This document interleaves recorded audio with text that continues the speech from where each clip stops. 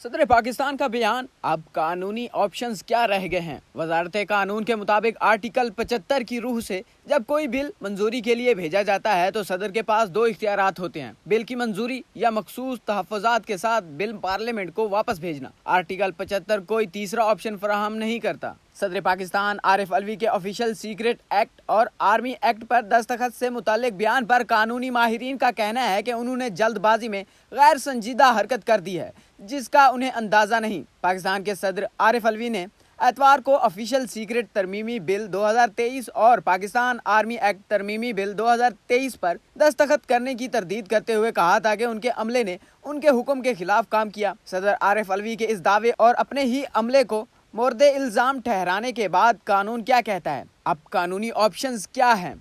साबिक जज शाह खावर का इस बारे में कहना है कि सदर पाकिस्तान ने जल्दबाजी में गैर संजीदा हरकत कर दी जिसका उन्हें अंदाजा नहीं है। साबिक जज शाह खावर का कहना था कि सदर के पास कानूनी ऑप्शन नहीं है और ना ही मामला सुप्रीम कोर्ट जा सकता है क्योंकि ये बिल अब कानून बन चुका है। सुप्रीम कोर्ट ज़बानी अहकामात की कैसे तहकीक कर सकता है। उन्होंने कहा है कि सदर मुमलिकत को जब पार्लियामान की तरफ से बिल दस्तखत के लिए भेजा जाता है तो सदर बिल 2 बार गौर के लिए पार्लियामेंट को वापस भिजवा सकते हैं। गौर के बाद दोबारा बिल भेजे जाने के बाद अगर सदर पाकिस्तान दस्तखत नहीं भी करते तो 10 दिन बाद बिल खुद ही कानून बन जाता है। इस हवाले से निगरान वजीर कानून अहमद इरफान असलम ने एतवार को एक प्रेस कॉन्फ्रेंस में कहा कि आइन के आर्टिकल 75 के मुताबिक जब कोई बिल मंजूरी के लिए भेजा जाता है तो सदर मुमलिकत के पास दो इख्तियारात होते हैं, या तो बिल की मंजूरी दें या मखसूस तहफ़्फ़ुज़ात के साथ मामला पार्लियामेंट को वापस भेज दें। आर्टिकल 75 कोई तीसरा ऑप्शन फराहम नहीं करता, जबकि वजारत कानून के बयान में कहा गया है कि सदर मुमलिकत ने जानबूझकर मंजूरी में ताख़ीर की। बिलों को तहफ़्फ़ुज़ात या मंजूरी के बगैर वापस करने का इख्तियार आइन में नहीं दिया गया है। ऐसा इकदाम आइन की रूह के मुनाफी है। अगर सदर मुमलिकत के बिल पर तहफ़्फ़ुज़ात थे तो वो अपने तहफ़्फ़ुज़ात के साथ बिल वापस कर सकते थे, जैसे कि उन्होंने माजी करीब और माजी में किया। वो इस सिलसिले में एक प्रेस रिलीज भी जारी कर सकते थे। इस पर शाह खावर का कहना है कि सदर मुमलिकत ने कहा है कि उन्होंने अपने अमले से बिल वापस भिजवाने का कहा था, लेकिन बगैर वजूहात और तहफ़्फ़ुज़ात के भी अगर वो बिल वापस भेजते हैं और दस्तखत नहीं करते फिर भी ये कानून बन चुका है। उन्होंने कहा है कि अमले को कहे गए ज़बानी अहकामात की अहमियत नहीं, क्योंकि अदालत तहरीरी सबूत मांगती है और सरकारी दफातर में अहकामात तहरीरी होते हैं, और अगर दस्तखत के बगैर वापस नहीं भी भेजते तब भी 10 दिन के बाद वो कानून की शक्ल इख्तियार कर लेगा।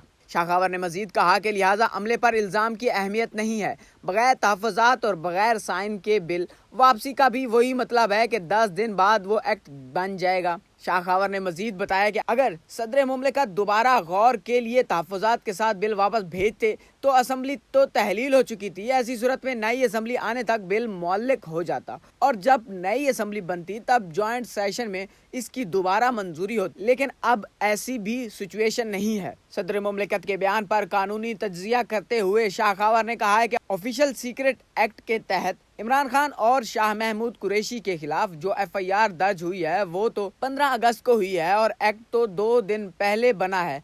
इसलिए सदर मुमलिकत ने अपनी ट्वीट में जो माफ़ी मांगी है वो इस एक्ट से मुतासिर हुए उनसे माफ़ी मांगता हूँ। उसकी इसलिए अहमियत नहीं है कि ऑफिशियल सीक्रेट एक्ट पहले से मौजूद है। ये जो बिल था ये इस मौजूदा कानून में तरमीम से मुतल्लिक है। इस तरह साबिक अटॉर्नी जनरल इरफान कादर ने कहा है कि सदर मुमलिकत बतौर सरबराह किसी भी बिल को आइन से हटकर गैर मुअस्सिर होने की प्लानिंग कर रहे थे, जो कि गैर आइनी अमल है। जिसने भी इससे ट्वीट करवाई है उन्होंने हमाकत करवा दी है। साबिक अटॉर्नी जनरल इरफान कादर ने शाह खावर के तबसरे से इत्तफाक करते हुए कहा कि कानून वही है जो आर्टिकल 75 में बताया गया है। तरमीमी बिल्स कब मंजूर हुए थे? कौमी असम्बली सेक्रेटरीट के मुताबिक 31 जुलाई को आर्मी एक्ट तरमीमी बिल मुश्तरका इजलास में मंजूर हुआ था। ये बिल सदर को तौसीक के लिए 1 अगस्त को अरसाल किया गया था।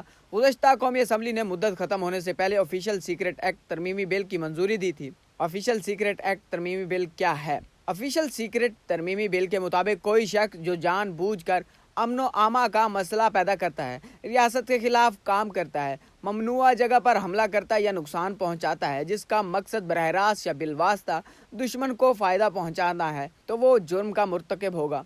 इसके अलावा तरमीमी बिल के तहत इलेक्ट्रॉनिक या जदीद आलात के साथ या उनके बगैर मुल्क के अंदर या बाहर से दस्तावेज़ात या मालूमात तक गैर मजाज रसाई हासिल करने वाला शख्स مجرم تصور ہوگا۔ پاکستان کے اندر یا باہر ریاستی سیکیورٹی یا مفادات کے خلاف کام کرنے والے کے خلاف بھی کارروائی ہوگی اور ان جرائم پر 3 سال قید، 10 لاکھ روپے جرمانہ یا پھر دونوں سزائیں ہوں گی۔ آفیشل سیکرٹ ایکٹ کے تحت ملزم کا ٹرائل خصوصی عدالت میں ہوگا اور خصوصی عدالت 30 دن کے اندر سماعت مکمل کر کے فیصلہ کرے گی۔ آرمی ایکٹ ترمیمی بل کیا ہے؟